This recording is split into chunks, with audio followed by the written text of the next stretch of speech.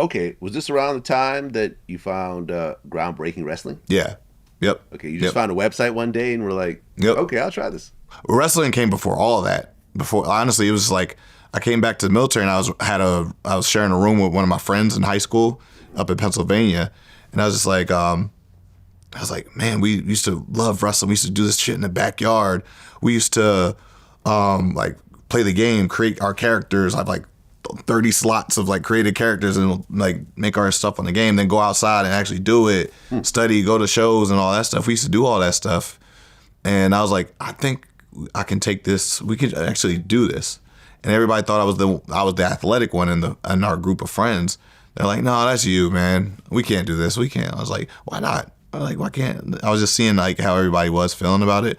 I was like, I'm actually going to like take a chance. So I like called my mom. I left my job and I moved all the way down to Richmond, Virginia. I found this place called Ground Zero Wrestling. It was like 25 minutes away. And I was like, that's where I want to start this off. Okay, so you start off there and they start training you? Right away. I called like on a Sunday, and this guy, Dave McLeod, answered the phone. They were actually running a show. And he was like, hey, we're running a show right now, but you're free to come in on Tuesday.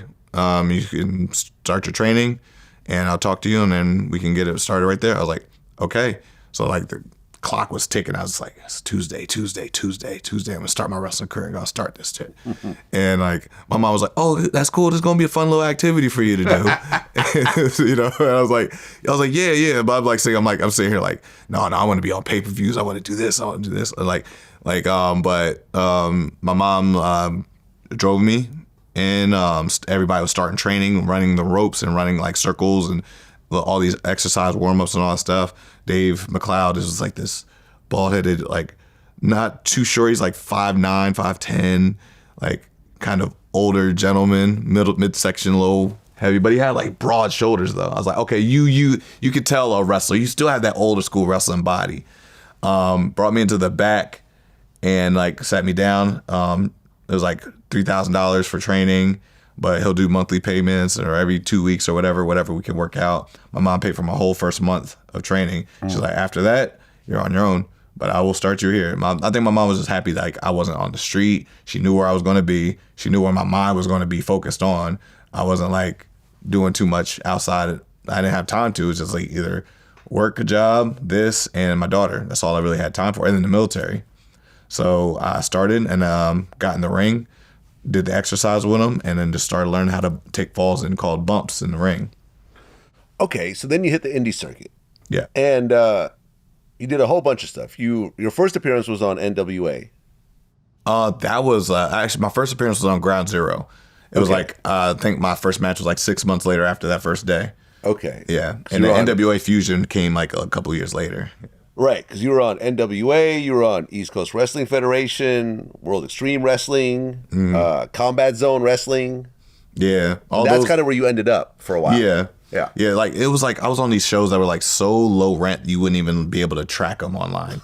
Like some of them were gazebos and parks. Some of them I wrestled in the parking lot of a Walmart. No, in the parking lot of a Walmart. Like where they stack all the carts. They moved all that, and that's where they put the ring. So people are going like so. It's how many people showed up at the Walmart parking lot? Whoever was going to shop. That's how it works. Were they charging or like? No, it was it was just putting on the show because we were just trying to get buzz, or we're trying to like to get like reps. You know, it felt very carnival, like you're there to ride rides, but then there just happened to be a wrestling ring over there. So and that's like really the old school way of wrestling. Like we just went to see Queen of the Ring, that's out in theaters right now. Yeah. And a great movie. Shout out, like there's a lot of all elite wrestling and WWE wrestlers, women in the movie together, which is really beautiful to see. They show like back in 1940s and 50s, you're going to a carnival and it's just a ring and like step right up. You get 25 cents. You can wrestle this woman, Mildred Burke, right here in the middle of this ring. Any takers. I'm like, that's what I did. Like you just see that's really what it was. It was just and this is like 2008, 2009 doing this stuff. And it was like, but I took every opportunity as a chance to like this is the time. This is the one I'm going to show out, and like they're going to recognize me. And then they're like, oh, that was a dud. And you're like, okay, this is the time. This is the one I want. This is the one. This is the one. And it was like, it was cool, but it was like, But like, I had that like young rich kids like childlike wonder every time I saw the ring, and I don't care where we were. Like we did wrestle in fairs too. Like rides are going on, and then people just walking by, and that's like it's very old school of like, can you draw a crowd? Can you get people to stop what they're doing and come to the ring to watch who you are? If you have a microphone in your hand, can you bring people to you? It's like the art of like old school, like making music and rap, like people performing on the streets in Times Square, whatever your act was. If you could juggle, you could do this. It's all very parallels with each other. And wrestling was like, that was like my performance stage. Okay, so you're jumping around these small productions, and you're getting paid, what, $25, $50, $100? If at all. If at all. Yeah. Okay. Then in 2014, you joined the Lucha Underground. Yes. 2014. So, like, there's some gaps in there between that. Before that, it was like all the stuff that led up to that was like, the independent circuit was like so different at that time compared to what it is now. It was like everybody was like, it was like a VOD watch these video on demand pay-per-views and stuff like that, or you had to just get a DVD. That was the only way to watch the shows. So whoever was selling the most DVDs at these vendors, like Smart Mark Video, Feinstein Video, or like all these like little vendors and like these conventions, which is why you do the conventions, to try to get these DVDs and watch them, stuff, or go online and buy them. You had to be on those shows. That's what everybody was working for, to get on these promotions, to be on, have those knockout matches. Like, yo, this is the one. You have to watch Swerve Strickland versus Mike Bailey. You got to watch Swerve Strickland versus like Des Xavier. You got to watch Leo Rush versus. You had to start watching these guys, you know.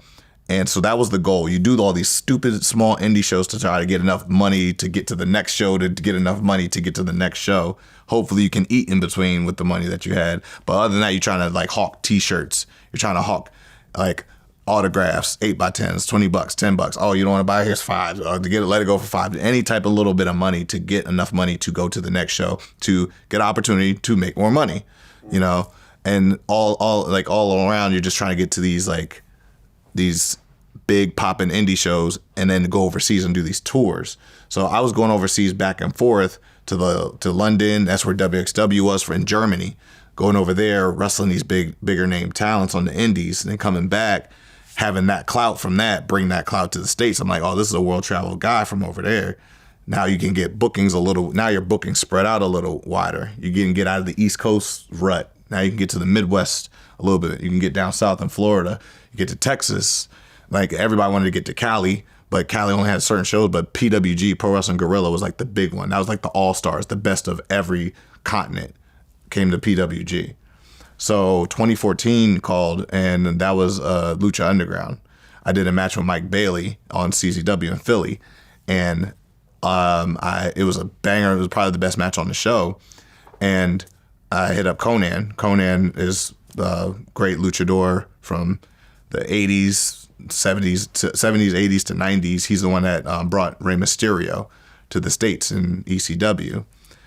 I met Conan one time, I believe, prior to that, and I sent him this match from Mike Bailey, and Lucha Underground was like being made. I think the first half of the first season was finished filming, and that was going on El Rey. So I was like, I need to get on this. I heard about it. Ricochet was already cast for it as the main character, and Ricochet was like, yo, you be dope for this show.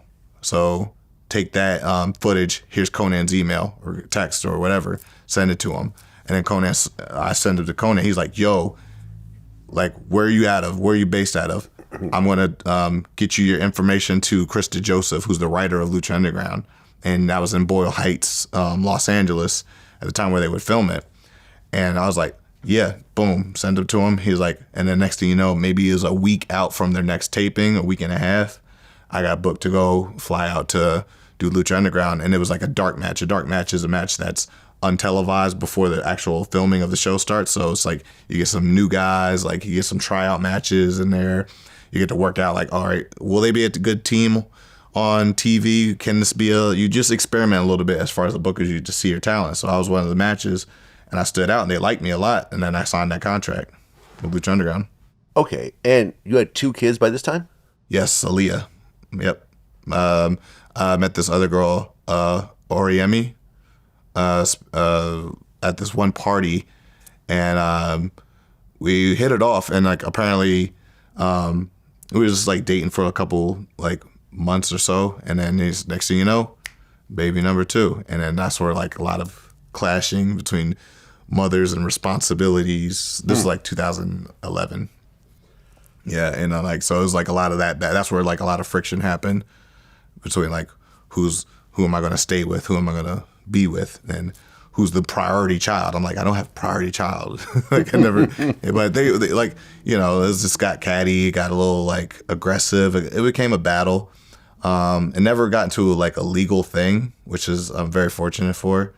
Like, because they can really just ruin a lot of men. But I kept playing back into my mind early on when I was talking about with like seeing my uncles, just like they never made it out of that hole of like mothers of kids, and that turned into drinking, having a drinking problem, that turned into drug problem to cope with it, and dead end jobs, factories, and like staying in that for like 15 years. Next thing you know, your whole life goes by.